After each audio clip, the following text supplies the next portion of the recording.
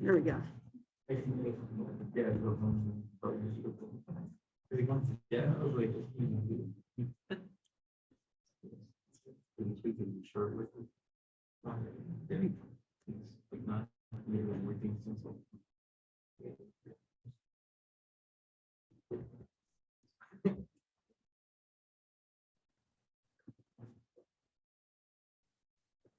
All right.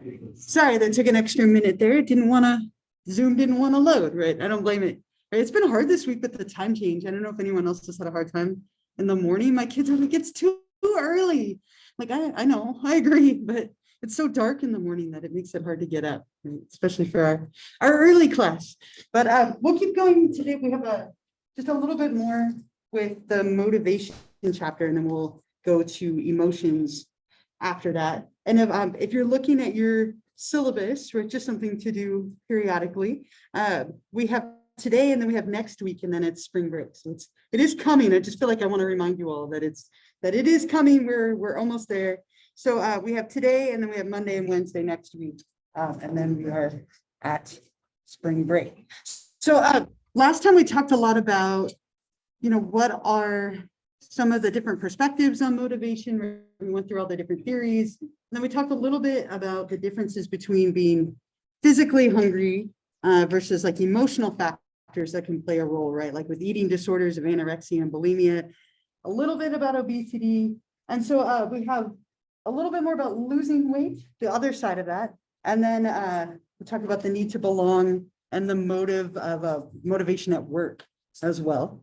So the other side of obesity, losing weight, a lot of people, and statistics show, right, 2/3 of women and 1/2 of men at any given time tend to report wanting to lose weight, right? Wanting to lose weight, a very, very common pursuit. A lot of people go on diets at some point in their life or like perpetually throughout their life. We do have a lot of kind of cultural norms around thinness and thinness equating to beauty. And so this tends to be something that is very, very common. And I love this. I had an old textbook that had this quote in it, and I kept it because I just thought it was hilarious. Right? Eat crispy greens rather than Krispy Kremes, right? That's probably good life advice, but I know which one I would pick like any day. But it's really interesting, again, most of us at some point, I imagine most of you have probably at some point been on a diet in your life, or maybe you've tried to gain weight or lose weight. Our body is kind of genetically and naturally predisposed to maintain certain weights, right? We have what are called set points, and they're actually kind of built-in points that our body is genetically predisposed to maintain. So if you ever try to lose weight or gain weight, your body fights you a little bit, which can be maddening, right? If you're really trying to make a lot of efforts to go one way or the other. But if you've ever tried to lose weight, you might lose a couple of pounds right off the bat, right? And those first couple of pounds are kind of easy. And then it's almost like you hit a wall. That wall is your body's set point, right? And so what happens is when you start to lose weight, your body goes, uh-oh, something is wrong, right? And it slows down your metabolism. It makes you hungrier, right? It's your body's way of kind of fighting back in a way, right? Or if you try to gain weight, you'll be less hungry and your metabolism speeds up. So our body actually has these like built-in points that it doesn't want us to go beyond. And most of us will stay within like a 5 to 10 pound range most of our life, right? You might gain and lose the same like 5 to 10 pounds or so throughout the course of your entire life, right? For me, I always tend to gain about 10 pounds in the fall because we go through like Halloween and then Thanksgiving and Christmas, and I just eat my way through the whole thing, right? And then in the spring, I kind of lose those 10 pounds. And then in the fall, they come back, right? I kind of go back and forth like all the time. Well, that's pretty common, but trying to go much past that, your body tends to fight you a little bit. So a very, very common thing, but people who do lose weight tend to set like more realistic goals. They do it more gradually, but our culture isn't about gradual. We like fast results for things. And so what are really, really common in our culture is something called a fad diet. And I'm sure all of you have heard of some kind of fad diet at some points, right? These are very, very, very popular. They tend to be things that promise quick results in a short period of time. Lose 10 pounds in 2 days, right? Or something like that. No exercise needed. they tend to make claims that are really, really like kind of out there, right? Claims fast weight loss, claims that sound too good to be true. They define foods as good or bad. So things that say like no carbs whatsoever would be considered a fad diet, right? Less than 1,000 calories a day. So they're really restrictive. Sometimes you have to take a vitamin or a mineral because you're missing a food group or you're eliminating the food group altogether. No activity or exercise needed at all to lose the weight. And then it's written by somebody with no expertise in weight management, right? So somebody who maybe doesn't even have the background to have come up with this diet. But there are so many of these, right? My mom was always such a big fan of fad diets, right? And there was one, I remember it vividly because I was like, this is too good to be true. She's like, we're going to do the ice cream diet. I was like, okay, I've waited my whole life for someone to tell me that, right? The ice cream diet, I can do this. She was like, you eat nothing but ice cream for 2 days and you'll lose 8 pounds. I was like, I don't think that's true, but let's give it a shot, right? Like, I'm down. No, that didn't work, but not for me anyway. But like, there's so many of those, right? The juice diet or cleansing. There's just an absolute ton of these, and they don't tend to work in the long run, right? The second that you go back to eating like normally, you tend to gain that weight back, right? So it might be something that works in the short term, but these fad diets tend to promise like really quick results, but they don't tend to last. Has anyone been on a fad diet or known somebody who's been on one? Like anyone want to share or can think of one? Yeah, totally. Right. But the tricky thing is sometimes people will do like cleanses in order to just like a flushing out of the system in a way, but it technically would count. Yeah, right. More for weight loss, right? Where you do nothing but drink like juice or clear broths. Or yeah, totally. Right. Those are completely the examples of fad diets, right? People who nothing but juice, nothing but like certain liquids. Very restrictive, but the idea is that it causes you to lose weight quickly until you start eating food again and then it comes back. Anybody else know somebody who's done like a fad diet? Any ones you can think of off the top of your head? Yeah.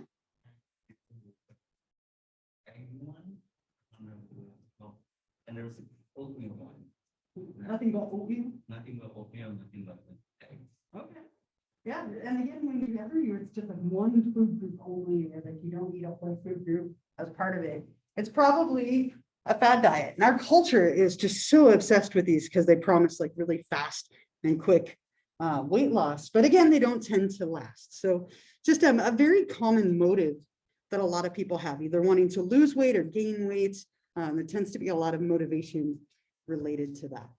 Another very common like need or motive that we have as people is the need to belong, right? A powerful motive that we have that sometimes is referred to as our affiliation need, that we want to affiliate and be close to other people. People tend to struggle, even if they're introverted or tend to like a little more private time.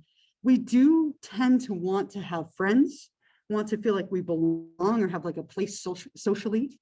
And some people, again, are more private than others, but this is something that is very, very like ingrained in us as people, wanting to have close, enduring friendships and relationships. The vast majority of people will find a romantic partner at some point in their life and either have a long-term committed relationship with them or maybe get married to them. Very, very common that we are driven toward that as people. And there tends to be a very, very difficult time for people who feel socially ostracized or feel like they don't affiliate or belong with others or can't find their group. Tends to lead to a lot of things like depression, bullying, like being socially outcasted or isolated. So it's very common that people who don't belong or don't feel that sense of belonging and fitting in and having social connection can actually struggle quite a bit. This is a very ingrained need that we have as people, even though a lot of people do enjoy their private time, right? And I know for me, I'm like right on the line of being an introvert versus an extrovert. Or whenever I take the inventories, I'm like 50-50. I'm such a Gemini, right? I'm both. It drives my partner nuts. She's like, you can't be both. I'm like, yes, I can. I'm a Gemini. I can be both with everything. It's my right. I always want 2 desserts. I want 2 of everything, right? But I'm right on the line. And so a lot of people do prefer, more time alone, but this is something that we're often very, very driven by, like wanting to have friends, relationships, and connections with other people. The last big motive that we often talk about, motivation at work. How many of you have a job? How many of you work? Just by show of hands. A lot of you, most of you, right? There's a whole branch of psychology that studies motivation in the workplace. And as a side note, this is actually a very lucrative branch of psychology. People who do this for a living tend to make a lot of money, especially if they work for like big companies and big corporations. They also, though, tend to be very disliked individuals, which is, so I guess it's a little bit of a trade-off, right? But they're often the people who come in and help companies like downsize or lay off people or become more efficient. So they might not be the most popular, but they do tend to make quite a bit of money doing what they do. But industrial organizational psychologists are this group, right? People who apply motivational concepts to the workplace. And if you think about your job now, or maybe a job that you've had in the past, it isn't always the money that is the best part of your job, right? Like if you like your job, it's not always the pay, right? What are some of the things that might make you really like your job that you're in? Can you think of anything? Yeah. The kids that you work with, like if you like the kids, right, or enjoy the interaction with them, okay, great. Yeah.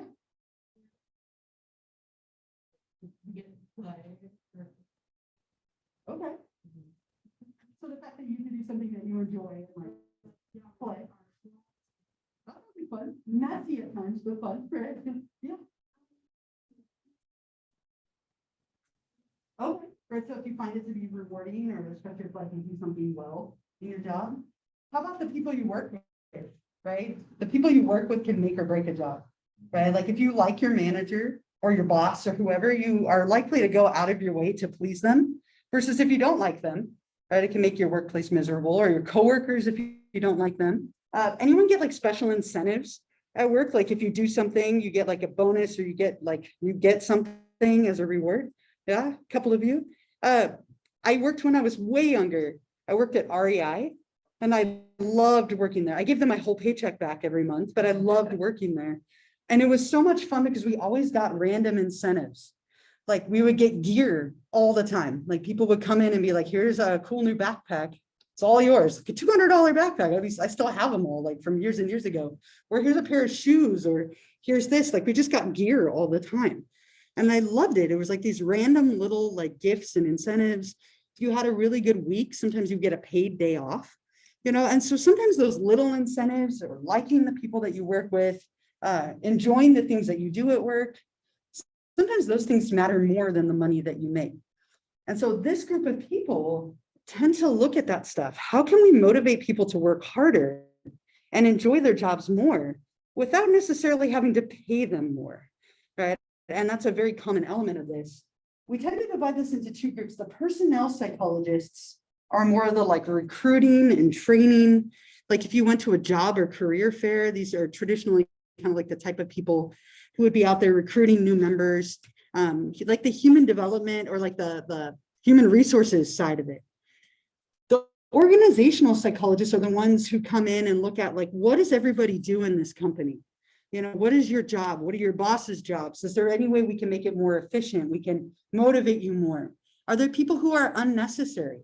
Right? Oftentimes, organizational psychologists facilitate like massive, like restructuring or layoffs or firings or whatever euphemism we want to, downsizing, where there's a million like nice terms for coming in and sometimes getting rid of people in a company whose jobs aren't necessarily like crucial or important, or maybe multiple people are doing the same job and we can make it more efficient.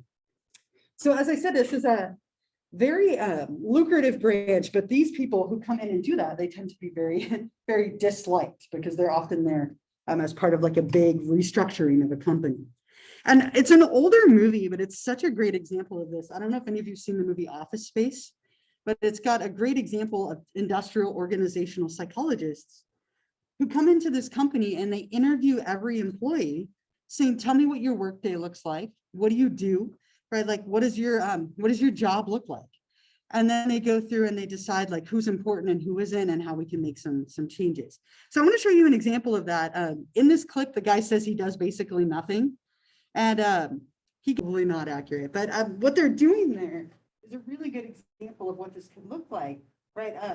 Tell me about what you do, right? Kind of to get a good idea of what everybody does in the company.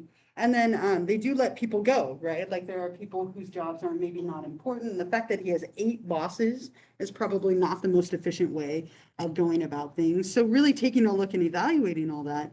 And they talk about giving them like an equity stock option, right? Like if you were to do your job well and we reward you with little things, right? Would that go anywhere for you?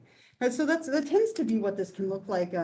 Again, oftentimes it's people coming into big companies that have, hundreds, if not thousands of employees in order to do this, but it could even be done on a smaller level as well. So motivation at work, right? Definitely a key kind of job area for people who work within this realm. Industrial organizational psychologists. All right. Are there any, I think that's our last slide here for motivation. Any other like thoughts or comments, anything else related here, or anything at all about motivation before we move on? So the next, yeah, sorry, I didn't see your hand. Mm-hmm. So when they, I don't know. That's right. Think it through. Like, how do you mean? Like, how could you address somebody being burnt out? Yeah. Maybe at work? Yeah. I mean, you look at like things like how much time off are we giving people? Are we building in any kind of breaks or things within the work, right, to make people like feel a little better, reduce stress? So sometimes companies, some of the really big companies have actually over the last few years started implementing like power nap rooms for their employees. And these are like, again, huge corporations where they have rooms where people can go in and take like a power nap. Like it's built in so that they can give them a chance to take a little bit of a break during the day. Or, building in like, whether it's like food or activities or little things to try and counter for that. Burnout is a really big thing, right? Whether it's work or school or just life, right? It can be something that gets in the way. So looking at, are we providing breaks and vacations or sick days or personal days, and how much are we giving employees a chance to like recharge and get rid of some of those feelings. So they would look at all that too, right? Because it's definitely something that people do experience. If you never get a break and you just keep working, burnout is something that's definitely a decent probability. That's why I keep telling you spring break is coming, right? Because I'm sure a lot of you are there right now. When you just keep going with something for a long time, it can get exhausting. Yeah, is that a? That's been happening at my work lately. Really? Not giving us breaks. Yeah. It's physical labor. Yeah, right. And people are so short-staffed right now, like everywhere, right? Oh, okay. So that's not the case, right? Because I know a lot of companies are very short on employees, and so it's making things tight. Like my partner's a high school English teacher, right? And like she can't miss, right? There's no subs. Like it's getting a little better, but there are no subs to cover. So it's like, I don't care what you have, you're coming to work, right? Like if you have COVID, just wear your mask is kind of like the mentality, right? And like that's not directly said to them, but that's the mentality. And so I know that that's been especially tough this last year. People are so short-handed, but even being fully staffed, it sounds like that's not always the case. And you should have breaks and you should get days off, but sadly, it doesn't always happen. Yeah. It's actually the opposite of what we were talking about. If you work harder, they just take advantage. Yeah. And does that make you want to work harder? No. No. In fact, right? the day I stopped working hard, I got put into like the easiest, like best position. Yeah, and that's so counter to how it should be, right? Like it should be if you work hard and do things well, you're rewarded. You were rewarded for not working hard, right? And so like, why would you work harder for this company knowing that if you take it easy, you're going to be rewarded, right? And that's where they come in, right? Like that's so not how it should be. And so it'd be trying to change and shift that mentality. Yeah. So would you like all of you say we're like college, places are short staffed and not a lot of people are unemployed at the moment. So would that be like a example of like burnout, because everyone's just leaving their job. Sure. On the hard work Mhm. during the pandemic in the past few years.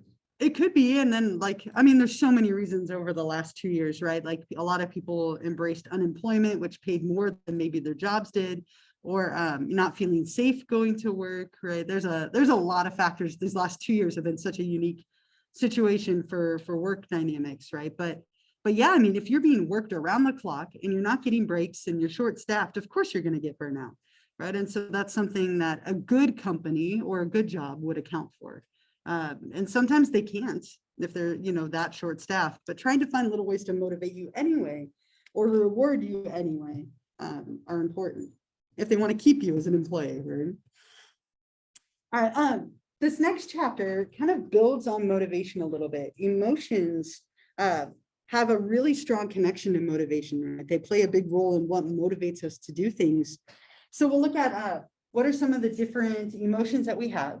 There's a couple of theories. There's about 3 main theories of emotion that talk about like the order of events that happen, how emotions affect the body a little bit. We'll talk about lies and lie detector tests a little bit and how we can detect lies using some of that knowledge, and then communicating in some of the basic emotions at the end. So we'll look at a couple of different things here. And emotions it's actually a really difficult term to define. Right? There's quite a few different definitions of emotion, right? And if we look at some of them, right, I put a few of them up here. Emotion is usually defined as a complex state of feeling that results in physical and psychological changes that influence your thoughts and behavior, right? And so there's a couple of things to that. It's complicated. It's a complex state. There are physical changes and psychological changes that are taking place, and it influences your thoughts and your behavior. So kind of complex, right? There's a lot of elements to this. This word first appeared in like the 16th century. It comes from a French word literally meaning to stir up or bring up. And again, with every definition that we look at, there's kind of common elements, but they're all a little bit different.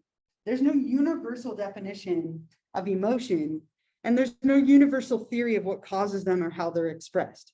So clearly still a lot that we need to learn, but emotions involve some level of like physiological or physical arousal, some sort of expressive behavior or like a conscious experience, involves distinct components like a subjective experience, a physiological one, and an expressive response. All of these definitions have elements in common, but they're all a little bit different. And again, I think that's why we have so many theories of emotion, because we have a hard time even defining and agreeing on a definition for the word. So I want to ask you the definition for that reason, but just to kind of show you that there are several elements involved. Almost always we say that there's a physical element to them. And we'll talk about that a lot today, that there are physical changes that happen within us whenever we experience an emotion. And I don't know about you, but the second I hear like emotions, I always think of the movie Inside Out, right? It's like all about the different emotions. Like one of my daughter's little friends went as discussed like 2 years ago for Halloween. She was like completely green. It was really cute. She just walked around looking disgusted with everything for the day. But I have a little clip that introduces the emotion, so I'll play it for you. Let me see if I can bring that up here. Uh-oh, I saved it, so it's okay. Come on.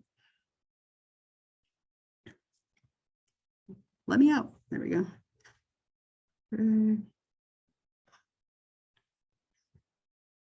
Where are you? There's so many videos. I never remember how I saved them. Inside Out. Emotions. Oh, hold on. I have it one other spot. I'll find it. I'm not willing to give up.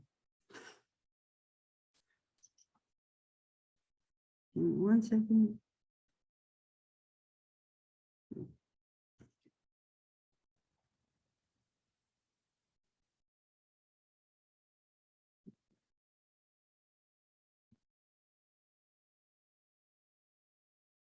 Where did it go?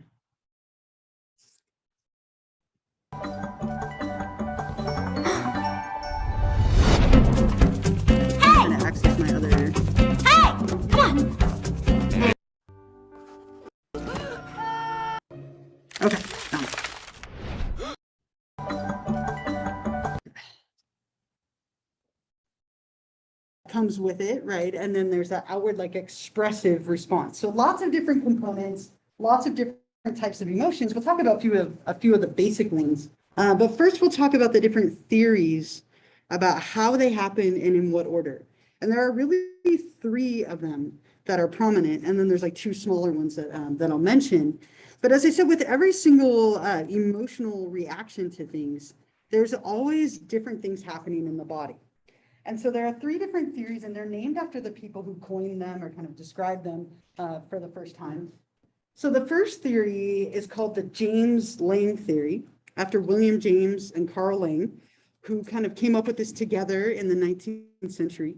So the James Lange theory says that emotions occur as a result of a physiological reaction to an event.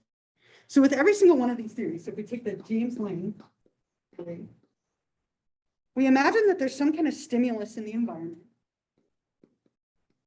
So something happens in the environment. And then according to this theory, what happens first is you have a physiological reaction.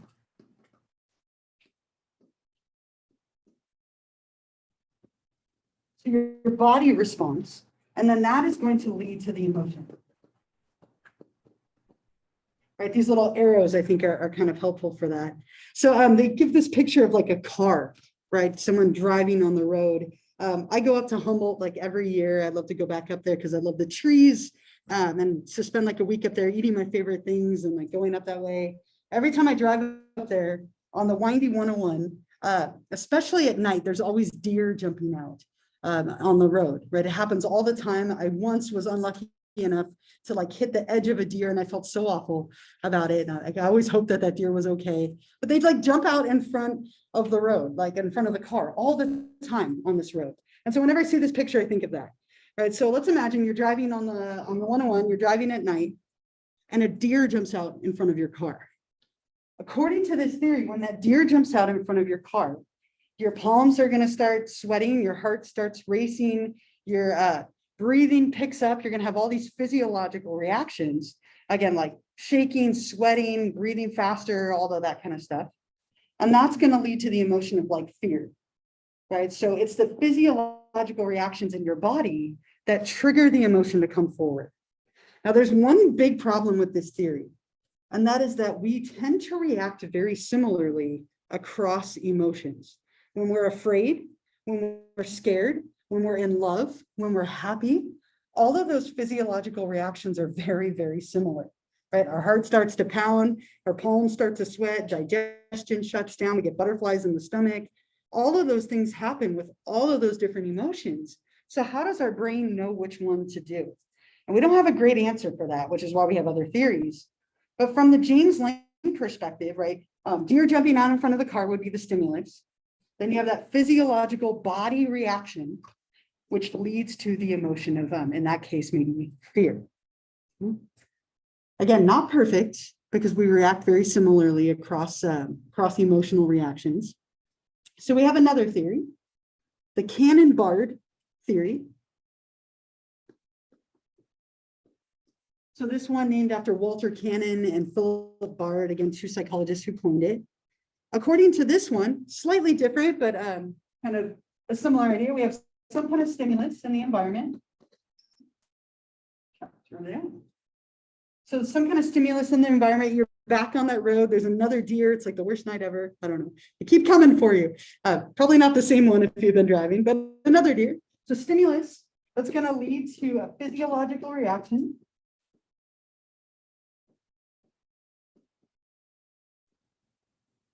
Palms sweating, heart racing, picking up your breathing, right? Digestion shutting down, those butterflies in your stomach, all those physiological reactions.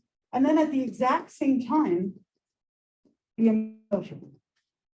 So according to this perspective, they happen simultaneously, right? So you would react all at once, right? You would have all those physiological, physical reactions going on in your system. And then at the exact same time, feel the emotion. So deer jumps out in front of your car, heart starts pounding, you start breathing faster, you're sweating, right? You feel the butterflies and that anxiety in your stomach, and you would feel the fear all together. Now, how do we know that they actually occurred together and one wasn't like a millisecond before or after? really, really difficult to tell. So we have one more theory that tries to account for that. But this one is, again, trying to all of them together, trying to tackle the different reactions that we might have. The last one's my favorite, but it doesn't tend to work for everyone because it has like a cognitive element to it. And there's a lot of thought that emotional reactions to things are almost automatic.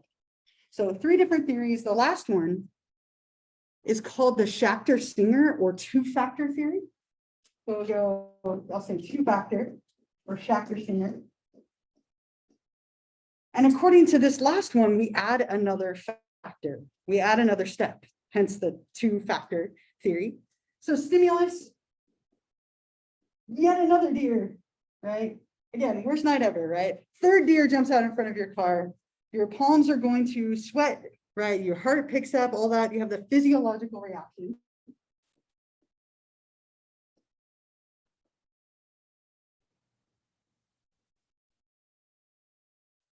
Okay, so notice every single one of them has a physiological reaction as part of it, right? In every single one of these theories, your body does respond in some way. But before you can feel the emotion, you have to label it. You have to decide what it is. So there's like a cognitive element to this, right? You have the deer jump out in front of your car. You feel the physiological reaction. You decide, I'm angry, and then you feel the emotion. So there's this second piece to it that the other ones lack. And the cool thing about this theory is it gives you a little bit of control, right? You can decide what you're going to respond with. And this kind of accounts for the fact that people can all experience the same event, but react to it very differently.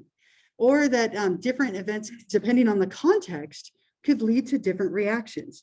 So for example, if you were walking through like a haunted house like attraction of some kind, maybe it's like Halloween Horror Nights or Not Scary Farm or something like that. You're walking through something that's like a haunted, scary experience. You could decide that it's going to be fun and be like exciting and entertaining rather than scary, right? Somebody else might find it scary because they don't enjoy it, right? But everybody can kind of have a different reaction depending on how they feel about it. Right? My daughter and I rode a roller coaster together in Vegas. It was her first upside down roller coaster. And I was convinced that she was going to be terrified, right? But if anyone was scared, it was me, right? Like we're going up the little up to go up the roller coaster. And I was nervous. I was like, I can't let my 7-year-old see that I'm scared, right? Like, I was like, I'm so excited. I'm like terrified. I had heard that it was it Circus? I had heard that I was going to be sore for like a week afterward because it whips you around so badly. So I was nervous. And my daughter was laughing like she was broken. Like, I don't know. She was like laughing like a crazed person because she was so excited. So in that moment, when you're feeling that physiological reaction, for her, it was excitement and happiness. For me, it was anxiety, right? And that has a lot to do with how you decide you're going to react to it. Now, I loved it, and she loved it, and we wanted to go again, but we didn't have time. But we choose how we're going to label it, and then we feel that reaction. Now, the one issue here is that how does this then account for like babies or young children who maybe don't have the cognitive ability to label it yet, right? And so each one of these has limitations, but altogether, it's thought that they capture, the range of emotions and responses that we have to events in our life. Yeah. Possible to feel an emotion without stimulus? Like, for example, if you have like depression or anxiety, and then all of a sudden you just feel that emotion, it's like nothing persisted. Sure. So, and oftentimes people do experience emotions for like internal reasons, like maybe you're experiencing depression because of like a neurochemical imbalance, right? And so it might not necessarily be triggered by something externally. It might be triggered by something internally. So that's why we tend to keep this broad of stimulus. So it could be an internal stimulus or an external one. These are all more dealing with like external ones, but that's a great point. There are people who, and very commonly, will experience feelings of depression or anxiety or, fear, whatever it might be, without any external presence being there. So in that case, the stimulus would be internal. Great question. Any other questions or thoughts? This is like kind of the biggest thing in this chapter. So I just want to make sure you all understand it. These little images are really, I think, helpful helpful, or kind of thinking about it this way, one thing leads to another, and each one is slightly different. Was that a?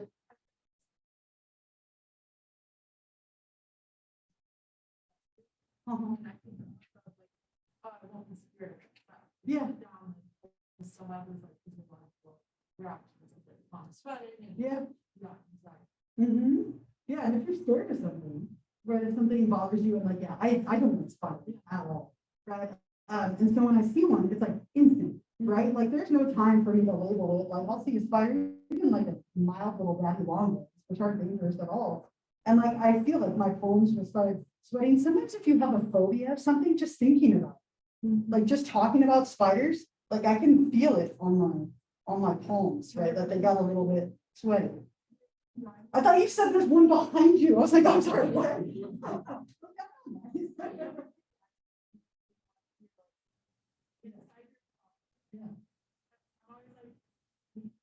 Actually, like cracks them apart. Yeah, people do.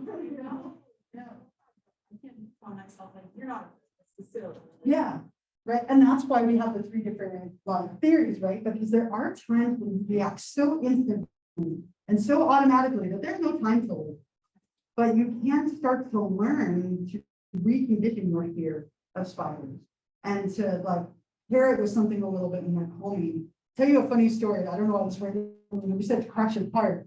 It was like 15 years ago, before we had kids. My partner and I were driving. We're driving up to like Pismo area, and she took a sip out of a. She had like a Coke in a McDonald's cup, and she took a sip out of it, and a bee went up the straw. I don't know how there was a bee in there, right? Not to like traumatize any of you, right? But she took a sip out of this drink. She was driving. She drives everywhere. I'm like, I'm the navigator, right? So she was driving, took a sip out of this drink, a bee went in her mouth, and she didn't freak out. Like if that had been me, I would have like the car would have been, we would have died. Like that'd be the end of me. Like I am overly reactive, right? But my partner like calmly pulled over and spit the bee out. And I was like, God, you're cold, man. How did you do that? Like I would have completely overreacted, swerved the car, that we would have crashed. Been on the news, like, it would have been super embarrassing. Yeah, but everybody reacts so differently. For her, like in emergencies, she is like super logical and like, this is what we need to do. In emergencies, I'm like, what's happening? You're like I freak out. Not as bad as my mother-in-law, but like still, like it's just, I don't tend to think clearly like most people in an emergency situation versus my partner has like an uncanny ability to separate like emotion from logic. That's not super common. But yeah, for her, pulled over, nice and calm. Yeah, I would have not reacted so well at all. Yeah. I'm sorry. Yeah, did you have a? No, right? Like, cause she didn't react. I might have like crunched it or something in my eye. Right? I don't know. Like, I would have freaked out. Like, but she calmly pulled over and spit it out and it flew away. Yeah. And then I don't drink out of like bottles anymore. I'm always afraid now that there'll be like a bee in there. So, yeah.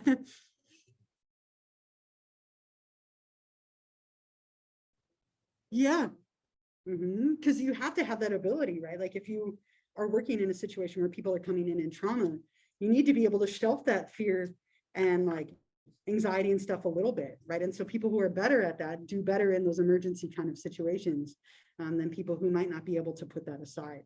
Oftentimes when people have extreme fear or emotions, it can cripple them, right? And they're not able to think clearly in the slightest. That's actually very common.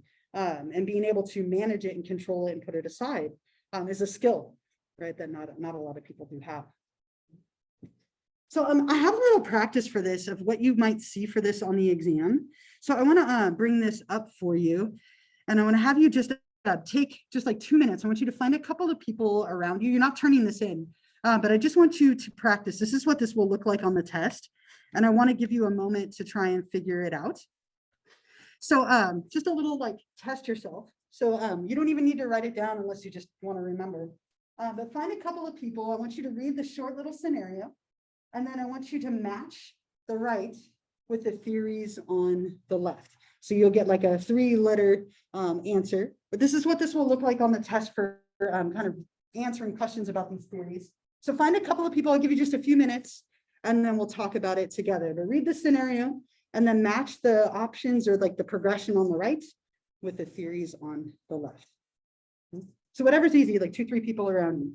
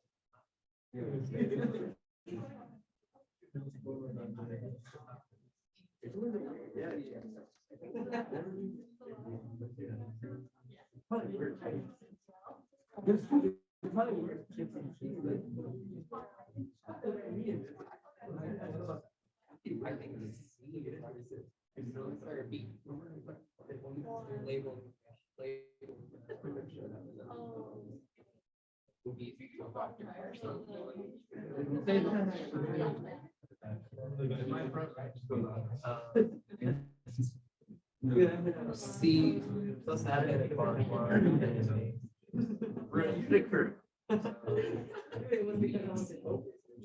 Back. Final end. Lock it in. I like it.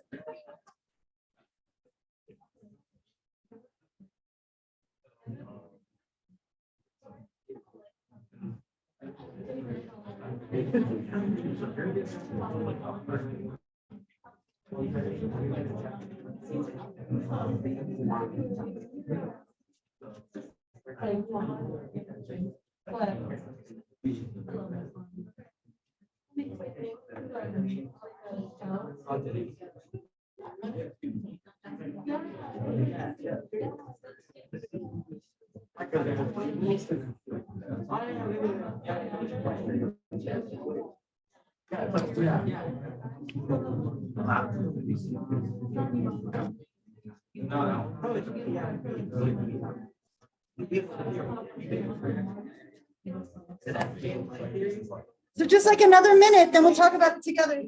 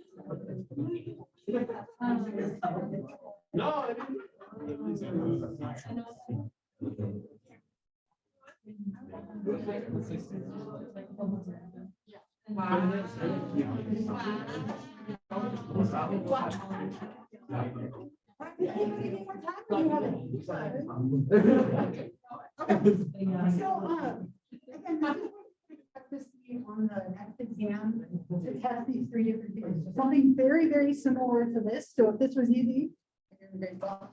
But which letter would go with the cognitive 2-factor theory? Yeah. Would be B. B, right? Yeah, because we have that extra step, right? So heart pounds, sweating, label the reaction as fear, and then you feel, or anger, sorry, and then feel angry.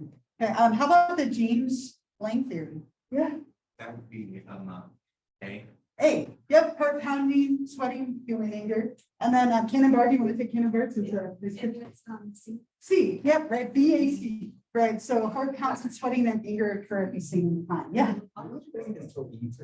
I'm sorry, what? You explained the meaning of these. So is your heart pounding and then you're sweating and then you realize that you're angry so that you become angry? Yeah, so that's this one, right? So so in this case, right, the person slams on their brakes, right? And his heart starts to pound, he's sweating, he's having those physiological reactions.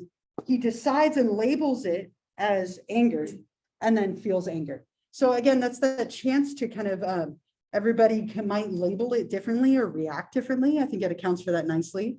Versus he could have labeled it fear and then felt fear, right? Or not really reacted to it at all, right? Not thinking that it's important. So the 2-factor theory, think about it, there's a second factor. Rather than just the physiological and the emotion, you add that other element of you decide how you're going to then react to it. Right? So it gives you more control, but then there are issues when we start to apply it to like people who are younger and might not have that cognitive ability to do that. All right, any other questions about these theories? Again, any other like confusion? I want to make sure they're nice and clear, since definitely can be a little bit tricky at times. Okay, so let's go back. Oops. Okay, so there are two more really smaller ones. And I won't ask you about these on the test, but just to mention them. There's one called the facial feedback theory, that we experience emotions because of the physical responses of like our muscles in our face. So if we smile, we'll feel happiness. If we like scowl, we might feel anger, right? Or disgust, depending on like on how we're reacting. But the facial feedback theory says that the facial expressions and the muscles that we use in order to react to something trigger the emotional response. And there is a little bit of like validity to this, right? Like if you smile, if you keep smiling, you strangely will start to feel happier, right? Like if you fake happiness, at some point you kind of become happy, and you might not know when it happened and it might make you angry, but it's so true, right? It's that whole like fake it till you make it. And so when we smile, it might trigger more happiness, right? But this does tend to fall apart a little bit. What about people who have facial paralysis of some kind, who maybe can't smile or can't control all the muscles in their face? They still experience normal emotion. So it doesn't tend to hold up perfectly, but it's just a smaller theory that has like a little bit of weight behind it, but not as much as the other three. And then Lazarus's cognitive mediational theory is almost the opposite of these three. According to this one, you have a stimulus, you appraise it, you feel the emotion, and then the body responds, right? So it's kind of reversing this one a little bit. So that deer jumps out in front of your car, you decide that you're angry or afraid, then you would feel that emotion, and then it kicks in your body afterward. So both of these are, again, smaller theories, but there are two that are definitely worth mentioning, even though I won't ask you about them on the test. So with every single one of these, as we mentioned, every single theory of emotion involves that there is a physical response that occurs in your body, right? Emotions affect the body. We know this. That's one of the few things that we know for sure. Emotions definitely affect the body. And we have a couple of different systems, right? We talked about these way earlier in the semester, but our autonomic nervous system contains two divisions that play a huge role in emotions and stress and all sorts of different things.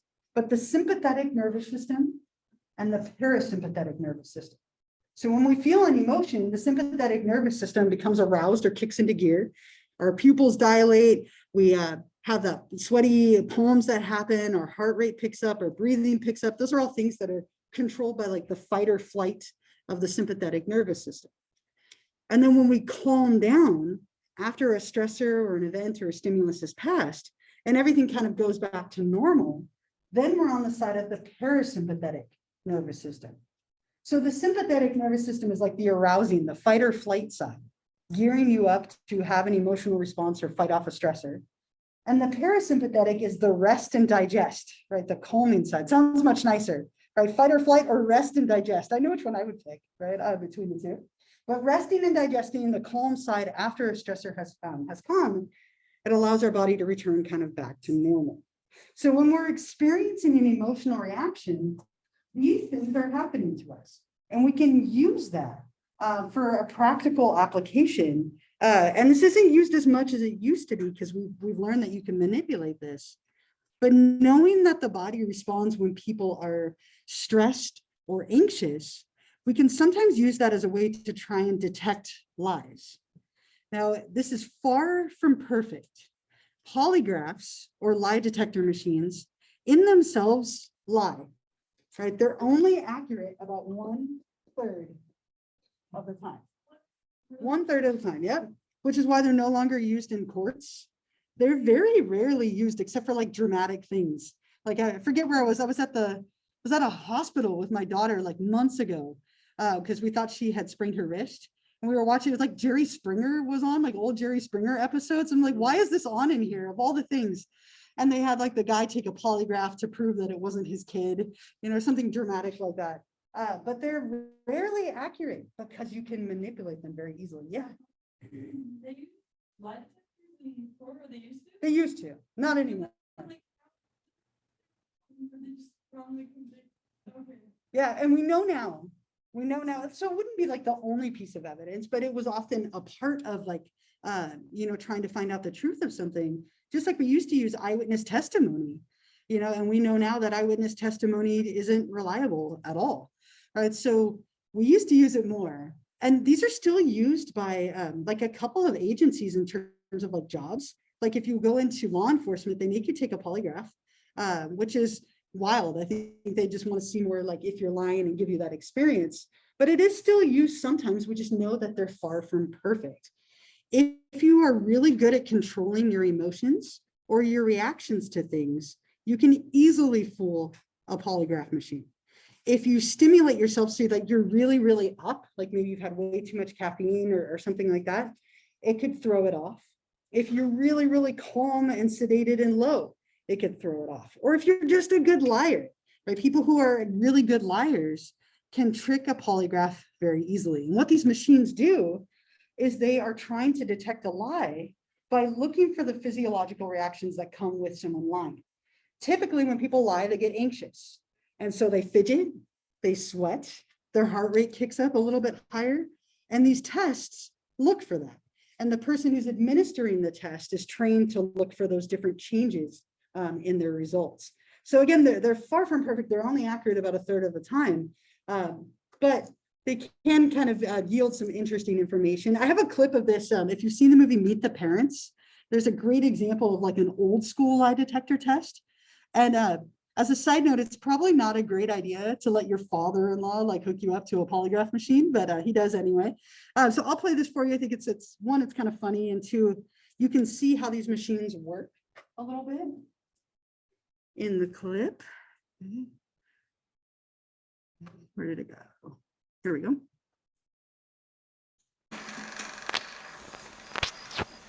Let me pause this. Where'd it go? Too many elements, whether or not it's a lie. But again, these tests are far from perfect. Like he says in there, like you'd be surprised how accurate they can be. Again, if you're a good liar, it always makes me think of, I think it's Ocean's 12.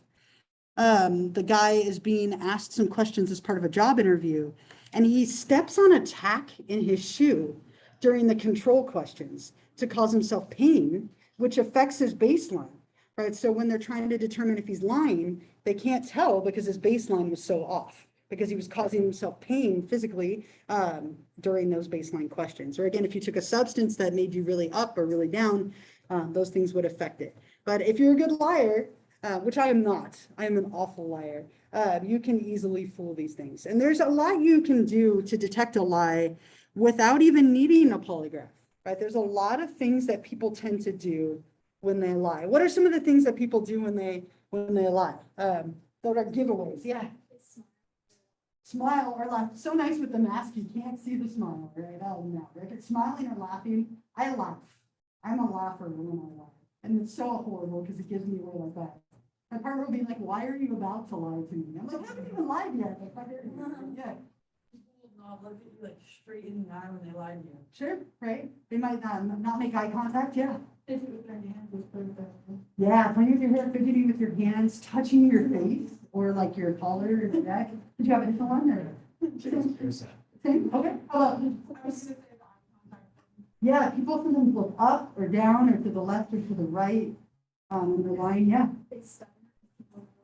Stutter or trip over their own words, definitely, yeah.